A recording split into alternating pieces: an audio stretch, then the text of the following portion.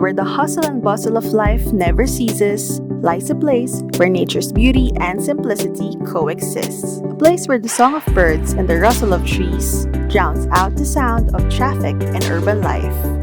This is the Ninoy Aquino Parks and Wildlife Center.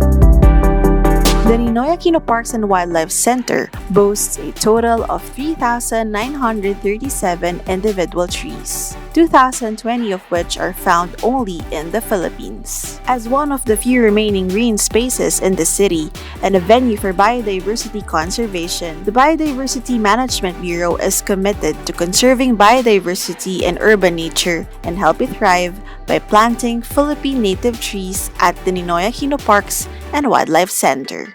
In 2020, 31 exotic trees were culled and a total of 107 native seedlings were planted as part of the Sibol 2020. Sibol is a tree planting program that aims to transform the Ninoy Aquino Parks and Wildlife Center as a repository of Philippine native trees.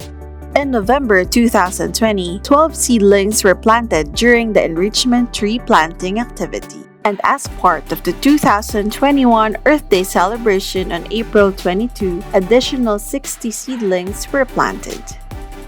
In June 4, 2021, 36 seedlings of the native bani tree were planted as part of the roadside tree planting initiative headed by the DENR Undersecretary for Special Concerns and OIC Director of the Biodiversity Management Bureau, Undersecretary Edilberto DC Leonardo.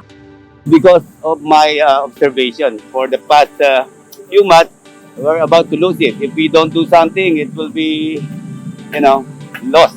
Big loss for the Filipino. As we continue to green the city and help urban nature thrive, the Biodiversity Management Bureau launches Buhay-Ilang sa Siyudad.